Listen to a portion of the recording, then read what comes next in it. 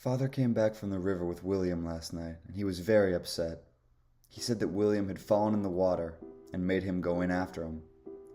William was crying and said he felt hands grasping at him from under the water. Father is very cross and says his mind is playing tricks on him. "Hey babe, come look at this," I called out to my wife Taylor from the basement. I couldn't help but smile when she came down the creaky wood steps. She still took my breath away every time I saw her. She had long blonde hair and deep brown eyes. She was tall and slender and had a small scar under her left eye from a car accident she had been in when she was a child. She was warm and kind and had a huge bright smile that made me melt whenever I saw it. Taylor and I met 9 years ago at a university in New York City. I was a freshman when my roommate Mike convinced me to go to a frat party with him. When we got to the party, I had very little interest in getting wasted with some jock assholes and cheerleaders who I'd never even met. So instead, I snuck out to a quick walk in the moonlight. Just outside the apartment, I spotted the girl bent over with her hand on what appeared to be a big rock. "What you doing there?" I called out as I slowly approached. The girl turned her head and gave me a big smile, and the whole world went quiet as I stared longingly at the most beautiful girl I'd ever seen. I didn't even hear her response, but the next thing I knew, her rock was now on top of me, attempting to lick me to death. I quickly realized that the rock had actually been a massive gray pit bull who was now curled up on the pavement. "He likes you," the girl said playfully as she helped pull the dog off of me. "Holy crap, I thought that was a rock," I announced as I found my footing. The dog was now wagging his tail and smiling up at me as the girl scratched behind his ears. "Nah, this big baby is a street dog. I've been visiting him to give him food whenever I can. He's a sweetheart, but I haven't given him a name yet." "How about Rocco?" she asked me with a big smile. "That'd be pretty fitting," I said as I started to lose myself in her eyes. "I'm Taylor, by the way. Taylor Anderson," she said, breaking me out of a trance. "I'm Greg Walker," I sputtered out, trying to sound cool. After that, I somehow mustered up the courage to ask her to grab a drink with me, and I left Mike and that stupid party behind without a second thought. 2 weeks after that, I helped her settle the adoption papers, and she officially took Rocco home with her. After we got him checked up at the vet, she asked me to help take him up to her apartment. "So it's just you here?" I asked as we entered through the front door. "Yep, just me, but now Rocco is here to keep me company. It's a shame, though. Wish I had someone else here to help me with walking him," she responded with a glint in her eye and a cheeky smile on her face. "Oh, yep, that would be great," I awkwardly spat out and instantly regretted. "Actually, I was thinking maybe you could move in here. Unless, of course, Mike would miss you too much," she said as she slowly approached me, putting a hand on my shoulder. I decided I didn't care how nervous I was. I wasn't going to mess this moment up. So I pulled her in and kissed her. And 4 years later, she became Taylor Walker, and I became the luckiest man in the world. "What is that?" Taylor asked me as she grabbed the old piece of paper I had just read. "Some creepy story. Only found one page down here, though. Wonder if there's more," I questioned as she finished reading it. She said quietly as she turned back to me looking a little scared. "Oh, come here, baby. It's just a made-up story from someone who used to live here, that's all," I said as I pulled her in for a hug. "I know, I guess I'm just worried," Taylor replied. "I know, my love, but we're gonna be happy here. You'll see. Where's James?" "He's cuddled up with Rocco on the couch. He hasn't been himself this week either," she responded. "Okay, I'll go talk to him," I said with a smile before planting a kiss on her forehead. The whole family was on edge ever since we moved here to purchase a farmhouse. Taylor and I were getting tired of the polluted and crowded big city, and both wanted a fresh start somewhere less busy. I had grown up on a farm, and convinced her to buy an old one with me. I told her it would be great for our young son James, and Rocco would love the fresh air and space to play. She took a while to warm up to the idea, but eventually we purchased a small farm in the country. The move itself was stressful. However, that's not the real reason we were all on edge. The reason my wife was scared is because we moved into the Jefferson farm. The previous owners of our home were Frank Jefferson and his wife and 2 children. The story goes that Frank Jefferson was a good man who struggled with mental health problems. Well over 50 years ago, Frank took his own life, and rumor had it his family was forced to leave the house without Frank here to support them. Some believe that Frank Jefferson murdered his family before taking his own life, but there was no evidence of that, and we chalked it up to folklore. No one had lived on the property since, and we were able to acquire it for much cheaper than we anticipated. Part of the reason we were able to get the farm so cheap was because of the state of it. The house had hardly been touched since the Jeffersons left, and it was in desperate need of some love. Thankfully, Taylor and I were both happy to take on the challenge of a fixer-upper, and we gladly bought it. After we purchased the farm, we were given some unsettling advice from the councilman who sold us the land. "Be careful of the river," he had said. "Excuse me?" I replied to the man. "There's a river that runs through the forest on your property. Stay away. The water's no good and folks have drowned there. Just leave it be." I didn't exactly know how to respond to that.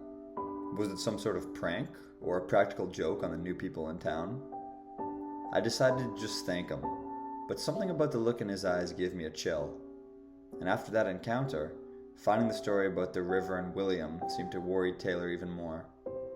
I thought that this river was just part of some town lore, and the councilman's warning could now be played off as part of the same local legend. "Listen, we can keep James away from the water if you're worried. I just want us to be happy here, babe," I said, trying to reassure my wife. She nodded her head and went upstairs to start dinner. As she walked up the creaky stairs, I glanced back at the note and felt uneasy as I reread it. William was crying and said he felt hands grasping at him from under the water. James seemed off at dinner time and hardly touched his meatloaf. "What's wrong, buddy? I thought this was your favorite," I asked. "I don't know. I guess I'm just not hungry," he replied as he stabbed at his food half-heartedly. "Everything okay, my love?" Taylor asked with a warm smile. James was an adventurous boy, and he had his mother's brown eyes. He was thin and had shaggy blonde hair. I loved him since the day he was born, and I was so proud of him for being brave about the move. "I guess I'm just scared," he replied quietly. "Scared about what, James? The new house?" I asked. "No, Daddy. I'm scared of the ghost." Taylor dropped her fork and went pale. I was silent for a few moments before I finally composed myself. "What does the ghost look like?" I asked after clearing my throat. "It's a girl. She says we aren't safe here," he continued. "Well, you can tell her that as long as Daddy and Mommy are here, you will always be safe," I said as cheerfully as I could manage. "Do you promise?" James asked with uncertainty in his eyes. "I promise." Later that night, after we tucked James in for bed, Taylor confronted me in the hallway. "Why didn't you tell James that ghosts aren't real? And what if we really aren't safe here?" she asked me, with tears forming in her eyes. I could tell she was overwhelmed and scared, so I just did my best to comfort her. "Baby, he's 5 years old. He's got an active imagination, and I don't want to tell him he's wrong. I think he's just scared of the new house, and that's going to take time, but we're safe here, my love. Remember that," I said before I embraced her. "Okay, you're right. I'm sorry, honey. I just want everything to work out. I love you." "I love you too. Now go get some sleep." She finally smiled again and headed into bed. After tucking her in, I went to our closet as I was getting ready for bed and found another piece of paper. I picked it up and started to read. "This morning William fell ill, and Father has been acting strange. William has been throwing up and refuses to drink any of the water we offer him. He said people came into his dreams and made him sick." "Jesus, that's awful," I muttered quietly as I hid the paper under some sweaters. I was creeped out, but convinced myself that these were just scary stories from a long time ago. I decided I wouldn't tell Taylor. She was already stressed out, and I didn't want to add to it. I turned off the lights and got into bed. As I lay my head on my pillow and tried to sleep, all I could think about were those haunting words. He said people came into his dreams and made him sick. That night I had a nightmare. The most realistic nightmare I've had in my whole life. I was in a swimming pool with James, and I heard him crying out for help. I couldn't hear what he was saying, and it sounded like my ears were underwater. I desperately swam towards him, but it was like I was swimming in slow motion. Just before I could get to him, I heard his voice whisper clear as day in my ear 2 words.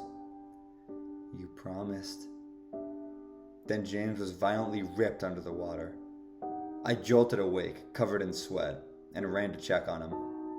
I saw he was asleep in his bed and felt a wave of relief wash over my entire body. I couldn't get back to sleep, and I tossed and turned for hours. Finally, I decided to get up and start some coffee. When I walked into the kitchen, I saw wet footprints from the front door through the hallway. When James came downstairs for breakfast, I decided to ask about the footprints. "James, did you make those wet footprints in the hall? Were you outside playing in a puddle?" "No, Daddy. That was the man in the lake." I felt my stomach tighten up, and I didn't know what to say. "Did you see him? How do you know it was a man?" "No, but I felt him. He watches us when we sleep," James said casually as he ate his scrambled eggs. I felt like I was glued to the spot, and my heart started pounding. "Okay, buddy, let's not talk about him when your mom's around, okay? I think she's already scared," I said, trying to keep my composure. "Okay," he replied.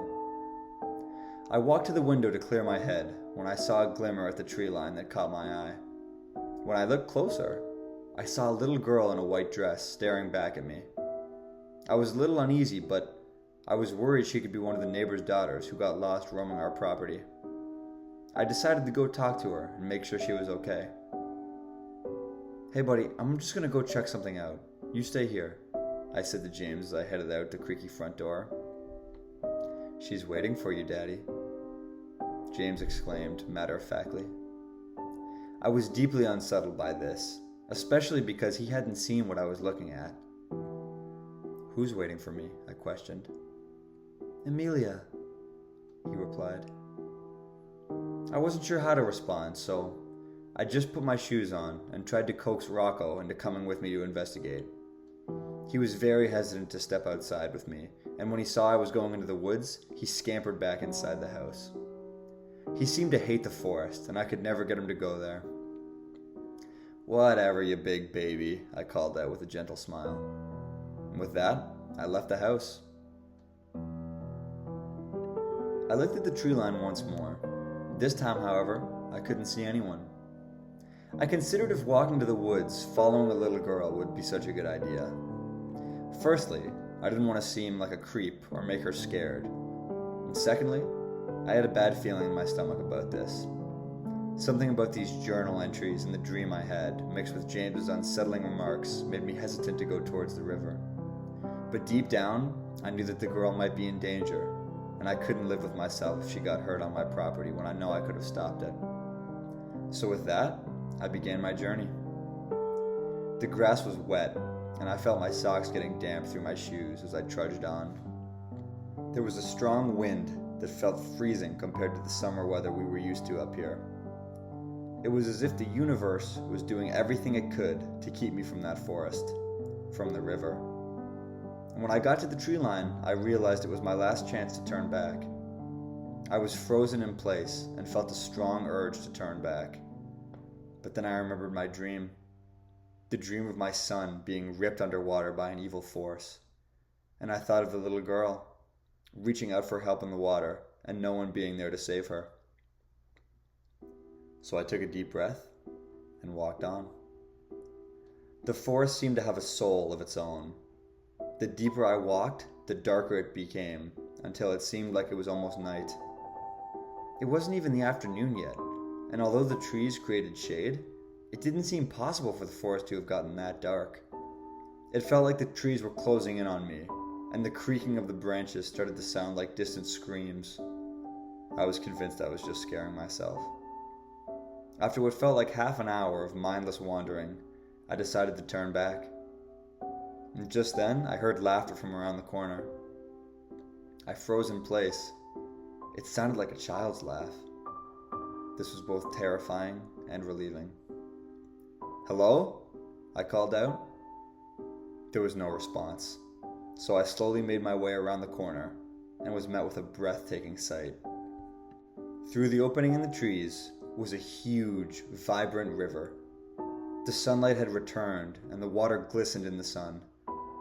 I continued to walk forward, and with each step, the temperature seemed to rise, and I was now very warm. I began to see wildlife all around the water. Birds that sang beautiful songs and squirrels and rabbits running around. Soon I began to feel very hot and felt a strong urge to take a swim. I felt my brain getting foggy, and the only thought that I could come up with was the thought of getting in the water. I made my way to the edge of the water, almost sleepwalking the last few steps. I looked in, and it seemed to go down forever, looking more like an ocean than a river. As I hypnotically stared into the aquatic abyss, something caught my eye.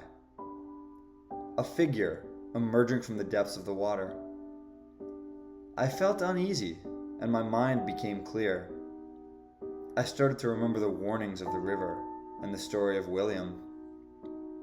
The figure kept rising, and I saw the face of a man staring up at me. He had a long white beard and pitch black eyes. I tried to run away, but I couldn't move my legs. All of a sudden the temperature dropped, and I felt freezing cold as I remained trapped, staring into the dark, murky water. The man continued to swim up to me, and I saw he had a sinister smile. He was now only a couple of inches from the surface, and the look in his eyes chilled me to the bone. He looked hungry. Just as he was about to reach out and grab my ankles, I felt a sharp pain as something slashed the back of my leg, causing me to spin around and break me out of my trance. I saw the little girl run behind a tree and drop a white piece of paper by my feet. I spun back around to the water, anticipating an attack from the man, but he was gone, and I had full control of my body once again. I picked up the piece of paper and read the next part of the story. "William passed away this morning. The doctor didn't know what to make of it. Mother won't stop crying, and Father has started whispering to himself. He won't speak to me, and I think there is something in the water that made them sick." As I looked back up from the paper, I made a grim discovery. The true nature of my surroundings was a horrible sight. The sun was completely covered by dark clouds, and an icy wind was bashing against my skin. There was no sign of any wildlife whatsoever, and a terrible odor filled the air. It smelled like potent chemicals and rotting meat. The river itself was not the vast, vibrant body of water I was drawn to. It was shallow and decaying, and every inch of my body wanted to get as far away as possible. I checked my leg after the slash, but it seemed to only be a scrape. I had no idea if I had hallucinated the man, or if there was a dark force in that water, but either way, I was determined to get my family as far away from that place as possible. I tried to look for the girl as I made my way back home, but I couldn't find her. I decided to prioritize getting myself back home to my family, and I ran all the way back.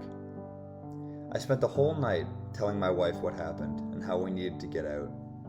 She was still so scared, and now that I told her everything, she was desperate to leave. The problem is that we tied all our money up into this farm. Where would we go? After a long discussion, we decided to take the night and think about what to do.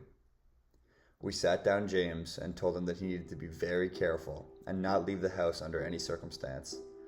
He agreed, and I knew I could rely on him.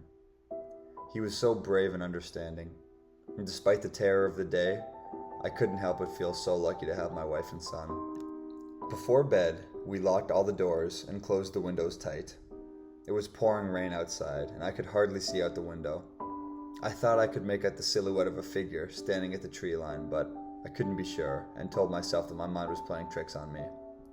And besides, what could I have done? We were trapped inside with nowhere to go. I had a lot of trouble getting to sleep that night. I couldn't stop thinking about the man in the water or those notes that I had read. Who was the man? I think deep down I already knew the answer to that question, but I couldn't yet face the reality. Finally sleep came to me, and I drifted off to the sound of rain brutalizing the old house. almost like the river itself was trying to break in. I woke up, and the room was still dark. I reached over to hug my wife, but the bed was empty. It took me a while to wake up and register what was happening, but I felt a piece of paper in the bed where my wife should have been. Frantically, I turned on the bedside lamp and read the note. Father drowned mother in the lake. I tried to stop him, but he was too strong. He chased me through the woods, but I managed to escape. I'm in the attic now, and I haven't heard him downstairs. I fell in the water trying to save mother, and now my head hurts. It's hard to focus, and it feels like there's something living inside of me. I felt my body start shaking uncontrollably. I was truly scared and finally faced the truth. Frank Jefferson was the man in the water. I flung myself out of bed and began looking for Taylor and James. I checked the washroom and saw she wasn't there. Then I burst into James's room to find it empty. I felt the panic start to rise in my chest, and when I got downstairs, I found the front door wide open. Rocco was whimpering at the door, almost begging me to go save our family. As I sprinted to the one place I knew I would find them, the same thoughts began to bombard my mind. He said people came into his dreams and made him sick. I feel like there's something living inside of me. As I ran through the woods, it looked like the shadows of the trees and branches were waiting to pounce on me and keep me there forever. But my love for my family was stronger than my fear of this place. I felt like I was getting lost in the darkness. When I finally turned the corner, it revealed my worst nightmare. The once bright and lively river was now as dark and gloomy as ever. I saw my wife holding our son a few feet away from the water. "Taylor!" I screamed out, desperate to break her out of her trance I knew too well. She turned around like I had awoken her from a dream. "Honey, where are we?" she asked with a look of fear and confusion. Before I could answer, I saw something that will haunt me for the rest of my days. I saw Frank Jefferson crawl out of the river and reach out for my family.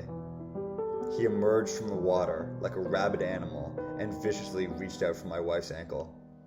I ran as fast as I could, but I was too far to stop him. His eyes were possessed with hatred and glee. Just as he was about to get to them, I saw something bolt past my peripheral.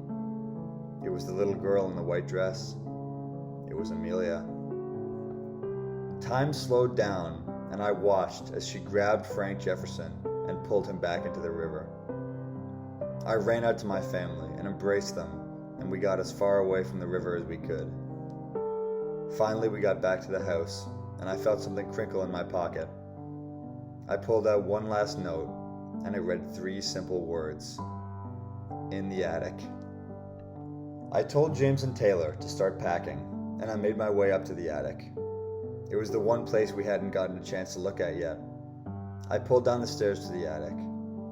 I found some old furniture and a photograph on the floor with a broken frame. I saw Frank Jefferson with his family, smiling happily. I recognized his daughter as Amelia, the girl in white. I saw a mother and son, and felt a pang of sadness after remembering what I read about William and his mother. They looked like a happy family, full of love. I walked to the back corner of the attic and saw a sight that would usually have traumatized me with fear. However, I knew what to expect when I went up there. I saw the skeleton of a girl in an old, tattered white dress. Next to her were more pages. I picked up the first one, and it read as follows: "To whom it may concern, my name is Amelia Jefferson, and I have been poisoned. My whole family is dead, and it is because of something in the river behind my home. My brother passed away because of it, and it drove my father to take the life of my mother and himself. Please don't judge us. We were good people. I don't know what's going to happen to me next, but I locked myself up here so I can't hurt anyone else. May God have mercy on my soul." After that, I wept for Amelia Jefferson. She saved my family, even after losing her own. I went downstairs, and my family and I moved all our bags to the car. We were going to Taylor's parents' house to stay, and even though we would need to think of a reason that didn't sound crazy, at least we were safe. As we drove away from the house, there was a relief and calmness in the air. I glanced back and saw Rocco curled up next to James in the back seat. I was so grateful for Amelia and for my family. But even through the happiness, I couldn't stop thinking about what I saw after I read Amelia's goodbye.